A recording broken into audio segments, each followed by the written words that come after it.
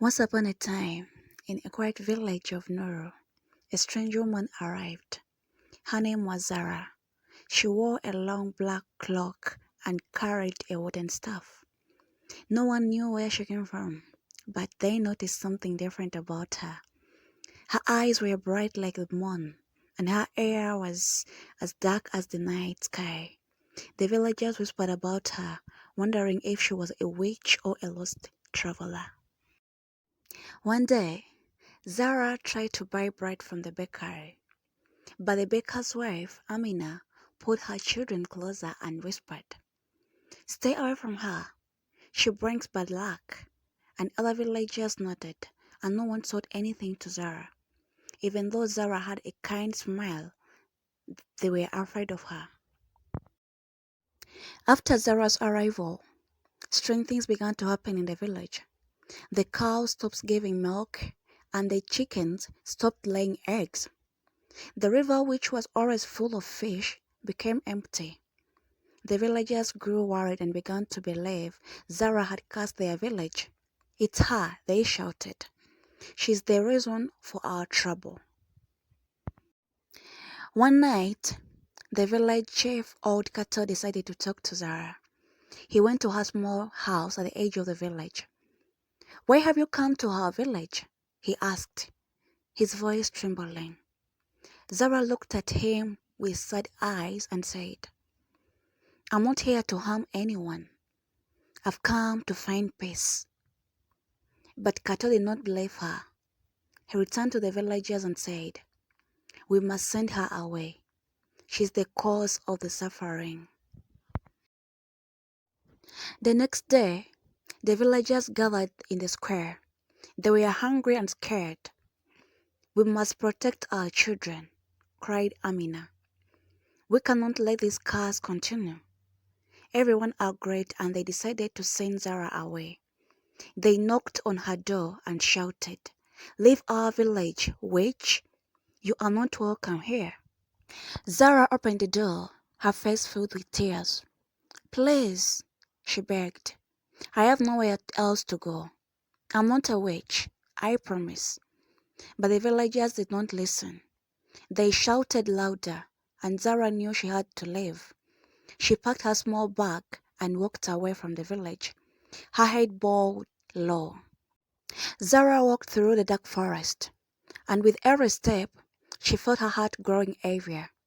She wondered if she would ever find a place where she was welcome. Zara walked for days, feeling tired and hungry. The forests were thick, and the path was hard to see. She stumbled on the rock and fell, but she got up each time and determined to keep moving. She remembered the kind smile of her mother and the gentle voice of her father, who had always told her to be strong. She reached a river and drank water with her hands. She looked into the water and saw her reflection. Her eyes looked sadder, and her face was pale. She whispered to herself, "Why did this happen to you? Why do they think I'm a curse?" As Zara sat by the river, a small deer came close to her. The deer had a big, gentle eyes and looked at Zara as if it understood her pain. Zara smiled for the first time in days. She gently reached out her hand, and the deer did not run away. "Hello, little friend," she said softly. "Are you lost too?" The deer nodded as if it understood her words. Zara felt a warm feeling in her heart. She had found a friend. She decided to follow the deer, hoping it would lead her to a new place, a safe place where she would be happy again. But little did she know, a great challenge was still ahead of her. The deer led Zara through the thick forest, moving quickly but always looked back to make sure she was following. After walking for hours, they arrived at the hidden cave surrounded by tall trees and bright flowers. The cave looked dark and mysterious, but Zara felt a strange sense of comfort, as if it was calling her. The deer stopped at the entrance, and Zara took a deep breath and stepped inside. At first, it was pitch black, but soon Tiny lights began to appear on the walls, like stars in the night sky. She realized the lights were small glowing crystals, shining brightly. She reached out to touch one, and it was warm. As she went deeper into the cave, Zara heard a soft whispering sound. She followed the sound until she reached a large stone. On the stone, there was an old book, covered in dust. Zara carefully opened the book and saw strange symbols and drawings. "What is this?" she whispered. Suddenly, a soft voice echoed through the cave. "Welcome, Zara," it said. Zara looked around and she saw no one. "Who are you?" she asked, her voice shaking. "I'm the spirit of the forest," the voice replied. "I've been waiting for you." Zara felt both fear and curiosity. "Why have you been waiting for me?" she asked. The spirit's voice was gentle.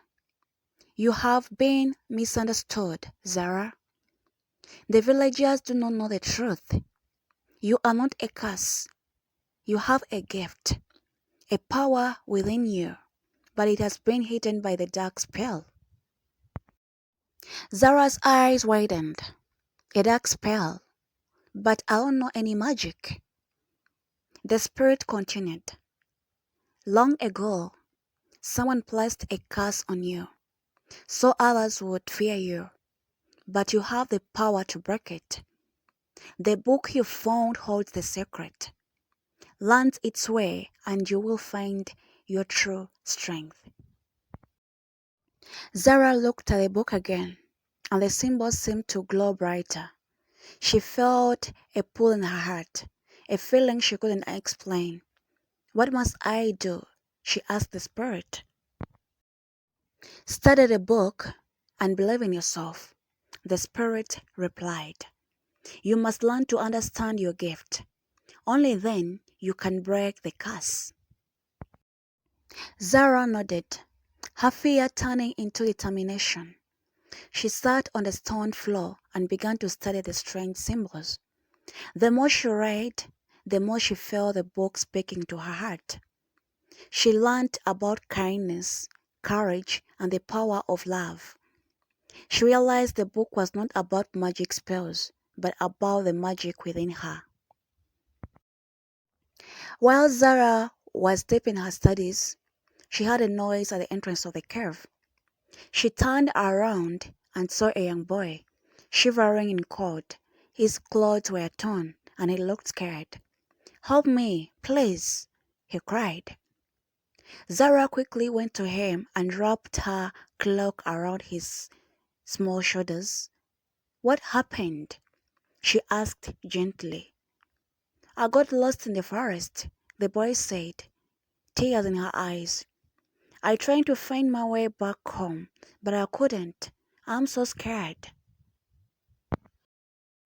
Zara hugged him closely and whispered, "Don't worry, you are safe now. I'll help you find your way back home." The boy looked up at her with trust eyes, and Zara felt a warmth in her heart. Zara decided to take the boy back to the village, even though she knew the villagers had rejected her. She held the boy's hand and followed the deer, which seemed to know the way. As they walked, Zara felt nervous, but she also felt stronger than before. She knew she had to hope no matter what. When they reached the edge of the villagers saw Zara and the boy. At first, they were hungry, shouting, "Go away, Zara! You are not welcome here." But they noticed the boy. "That's Amina's son," one of them shouted. Amina, the baker's wife, ran forward and hugged her son tightly. "Thank you for bringing him back," she whispered to Zara. For a moment, the village was silent. They didn't know what to say. Zara stood tall and said, "I'm not here to hurt anyone. I only wish to live in peace." The villagers were still afraid. but they were also surprised. Maybe Zara was not what they thought, after all. Amina looked at Zara, torn between fear and gratitude. She had always been the first to call Zara a witch, but now Zara had saved her son. "Why did you help him?" Amina asked softly. Zara smiled gently. "Because it was the right thing to do," she replied. "I only want to help, not to harm." Amina felt a warmth in her heart, but she was still unsure. She turned to the villagers and said, Maybe we were wrong about her." But the other villagers shook their head. "She brought the bad luck. We cannot trust her," they cried. Amina felt the weight of their anger, but she knew in her heart that Zara had done a good thing. Just then, the village elder, a wise woman named Mama Juma, stepped forward. She had a walking stick and eyes that seemed to see everything. "Let us not be too quick to judge," she said in a calm but firm voice. "Zara has done good indeed today, but there are still many questions." Mama Juma looked deep into Zara's eyes. "Child, there is something different about you," she whispered. "I see a light, but also a shadow. Tell me, what brought you to our village?" Zara took a deep breath and told her story. The curse, the rejection, and the book in the cave. She spoke with honesty, but her voice trembled with the weight of her words. The villagers listened quietly, some still suspicious, but others curious. Mama Juma nodded slowly. "If what you said is true, then you must prove it. There is a test you must pass to show your heart is pure." Zara's eyes widened, but she nodded. "I'll do whatever it takes," she said bravely. Mama Juma took a pouch from her waist and sprinkled some fine white powder into the bowl. "This is the taste of truth," she explained. "You must drink this and it will show if your heart is good or filled with evil." Zara took the bowl with shaking hands. She looked at the villagers, then back at Mama Juma. She closed her eyes, took a deep breath, and drank the liquid. The villagers gossiped, waiting to see what would happen next. For a moment, nothing happened. Then Zara began to feel a strange sensation. Her body felt light and her head felt dizzy. She could hear whispers in her ears, like a wind talking to her. She swayed on her feet and villagers watched, holding their breath. Suddenly, a bright light surrounded Zara. The villagers gossiped and stepped back, their eyes widened with fear and wonder. The light grew brighter and brighter, and then just suddenly it disappeared. Zara felt on her knees, but she felt calm. "What does it mean?" she whispered. Mama Juma smiled kindly. "It means you speak the truth. Your heart is pure, but there is still much you don't know."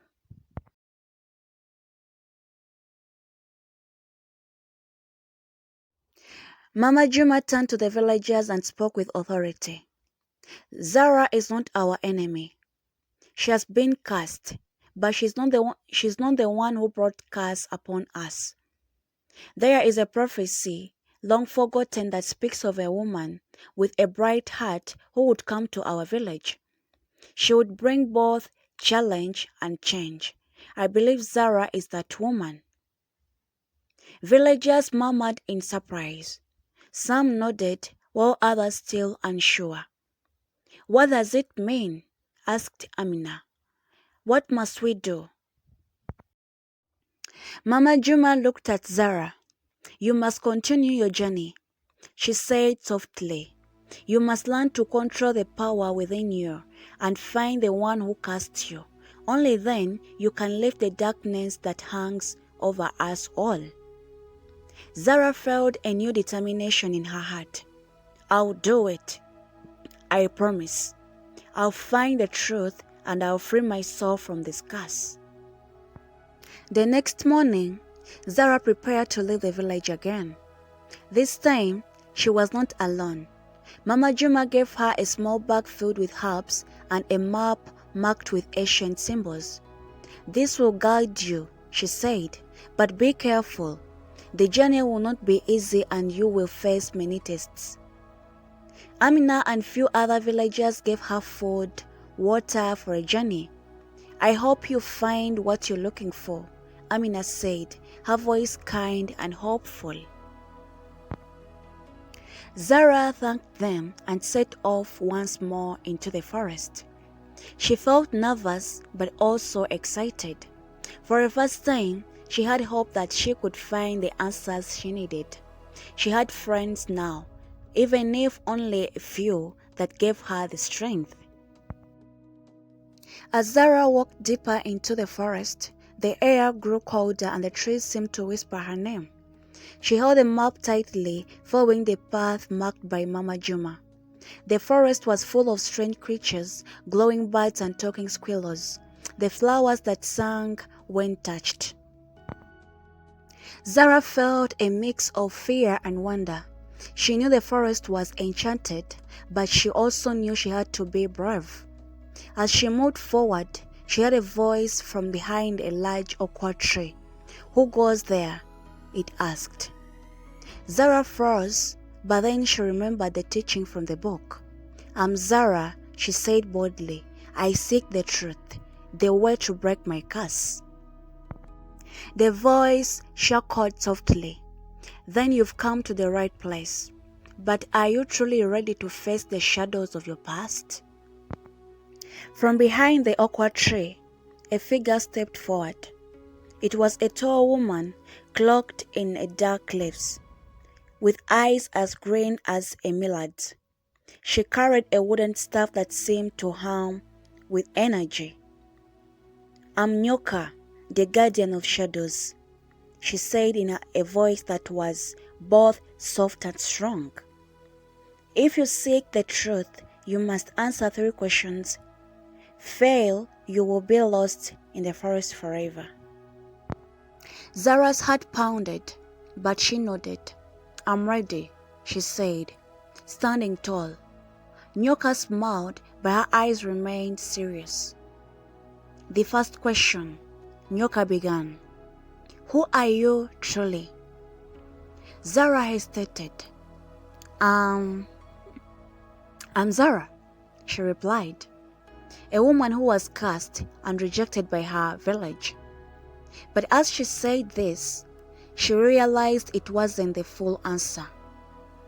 "I'm also someone who wants to help others and find my true self." Nyoka nodded. "That is a good beginning," she said. "But you must look deeper now. The second question, what do you fear the most?" Zara's hands trembled. What did she fear the most? She thought of the villagers' hungry faces, the loneliness of the forest, and the dark spell that had been cast on her. But then she understood. "I fear being alone," she admitted softly.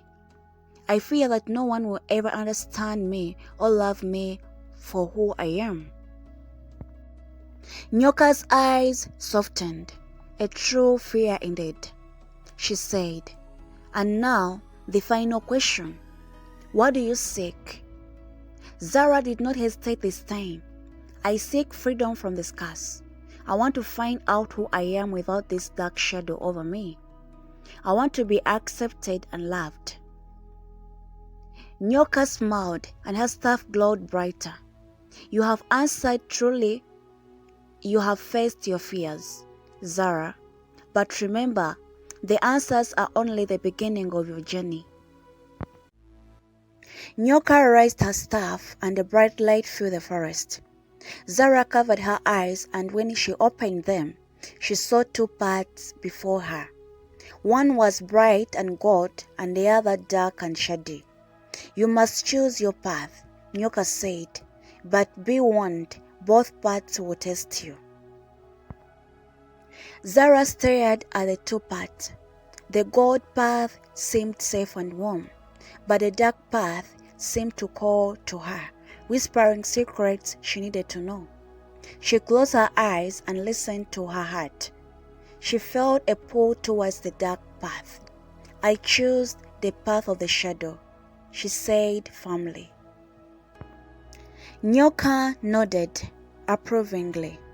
A wise choice. Sometimes, to find the light, one must walk through the darkness. With a wave of harsh staff, the dark path became clearer, and Nyoka disappeared into the mist. As Zara walked down the shady path, she could hear whispers all around her. They were soft at first, but they grew louder with each step. You will never break the curse, they hissed. You are not strong enough. Zara felt fear creeping into her heart, but she remembered Nyoka's words. Face your fears. She took a deep breath and said loud, I'm not afraid of you, and I'll find my way. The whispers grew quieter, as if surprised by her bravery. She continued on, her steps becoming steadier. The path twisted and turned, and she felt like she was walking in circles. But then she saw a faint light ahead. She hurried towards it, hoping it was a sign she was on the right track. The light led Zara to a small clearing where a tall, shining mirror stood in the center. She approached it curiously, feeling the magic in the air. When she looked into the mirror, she saw her reflection, but it was not like she expected. Her reflection looked tired and sad, with tears streaming down her face. Why do you cry? Zara asked her reflection. The reflection spoke back in her own voice. Because I feel lost and unloved. I'm afraid I will never find my place in this world. Zara felt a pang in her heart. She realized that this reflection was part of her, the part that still felt scared and alone. She reached out and touched the mirror. It's okay to feel lost, she whispered, but we are not alone anymore. We have strength inside us. We have hope. As she spoke, her reflection changed. The tears disappeared, and a small smile appeared. The light around the mirror grew brighter, and Zara felt a warmth in her heart. The mirror began to fade, leaving a glowing path ahead. Zara followed the new path, feeling lighter and braver. She came upon a small cottage with smoke curling from the chimney. She knew this was where her journey had to lead her. She knocked on the door, and an old woman opened it. The woman had kind eyes, but Zara could sense a hidden strength within her. Come in, child, the old woman said softly. I've been expecting you. Zara stepped inside and saw the walls covered with strange symbols, the same symbols she had been seeing in the book. Who are you? Zara asked. The woman smiled. I'm Layla, the keeper of the old ways. I know who cast you, Zara, and I know why. Zara's heart raced. Please, tell me, she begged. Layla nodded and began to explain. Long ago, someone in your family hungered a powerful sorcerer. She cast a curse that would pass down through the generation until someone with a pure heart and a brave soul would come to break it. You, Zahara, are that person. Zara felt a rush of emotions, hunger, sadness, and confusion. Why did they curse us? She asked, her voice trembling. Layla sighed. The sorcerer was wrong, and in her pain, she chose revenge. But now, only you can choose what to do next. You can continue the circle of hunger, or you can forgive and break the curse forever. Zara thought about her journey, the pain, the loneliness, the strength she found. She knew she had to do it. I choose forgiveness, she whispered. I choose to end the curse. Layla smiled and a bright light filled the cottage. You have chosen wisely, child. The curse is broken. Zara felt a weight lift off her shoulders, and a lightness filled her heart. She thanked Layla and began her journey back to the village. As she walked, the forest seemed brighter and the birds sang sweeter, and the air was filled with scent of fresh flowers. When she reached the village, the people were waiting for her. They heard about her journey, and many were curious, others still afraid. Mama Juma stepped forward. Have you found what we are seeking? She asked. Zara nodded, her smile wide. Yes, and I have broken the curse. I only asked for a chance to prove that I'm not your enemy, but your friend. The villagers murmured around themselves, unsure what to believe. But Amina stepped forward and said, She saved my son. She's not a curse but a blessing. One by one, the villagers began to come forward, some with smiles, others with questions. Zara welcomed them all, sharing her story and lessons she had learned. She showed them the book from the cave. She now seemed to glow with gentle light. This book taught me that true magic comes from within, she said, from kindness, courage, and the power to forgive. The villagers listened, and slowly their fear began to fade. Mama Juma nodded in approval. You've done well, Zara. You have shown us that even in the darkest time, there is light. Zara was given a small home in the village, and soon people came to her for advice and stories. She helped with their troubles, sharing the wisdom she had gained on her journey. The river flowed again, the cows gave milk, and the chickens laid eggs. The village felt alive and happy once more. But Zara did not forget the lesson she had learned. She knew that challenges would come again, but she felt ready to face them with love and courage. The villagers came to see her not as a stranger, but as one of their own. To celebrate Zara's return, the villagers decided to hold a festival of light. They hung lanterns from the trees, lit candles, and danced around a big bonfire. Zara was the guest of honor. She felt shy but happy. As she stood by the fire, she saw Amina, Mama Juma, and all the villagers smiling at her. Zara gave a small speech. Thank you for giving me a chance, she said. I have learned that even when we feel cursed, there is always a way to find the light. Thank you for being my light. The villagers cheered, and Zara felt tears of joy in her eyes. For the first time, she truly felt at home. As the festival continued, Mama Juma approached Zara with a small wrapped bundle in her hands. This is for you, child, she said, her voice calm and kind. A gift from the village to thank you for your courage and kindness. Zara unwrapped the bundle and found a beautiful necklace made of smooth river stones, each one carefully polished and threaded with a piece of bright red string. The stones seemed to glow softly in the firelight. Zara's eyes filled with tears. It's beautiful, she whispered. Thank you. Zara smiled, her heart light. I have found my place here, she replied. I feel like I have finally found a home. Amina nodded. You are a family now. Zara, we are all so glad you came. As they sat together, the sun began to set, painting the sky with bright orange and pinks. Zara felt a deep sense of peace. She knew that she had faced many challenges, but she had grown stronger, kinder, and more understanding. She had learned the power of forgiveness, the strength in facing her fears, and the importance of loving the community.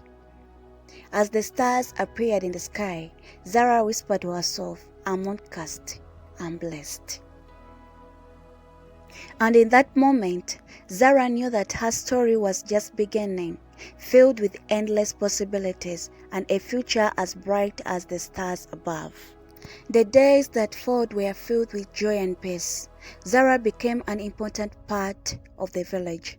She helped Mama Juma heal the sick, told the children stories of bravery and kindness, and worked with the villagers to plant new crops and build new homes. One day, as she was sitting by the river, Amina came to sit beside her. "Thank you for staying," Amina said quietly. "You have brought so much good to our village and to my heart." Thank you so much for watching. Thank you so much for reaching this far. Kindly, always be kind. Don't judge anyone by his or her looks.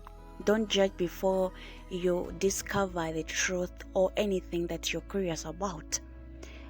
Be welcoming to anyone that comes to you, either your home, your workplace, or in a community. Always be understanding, be loving, and be brave, and be decisive. Know what you want.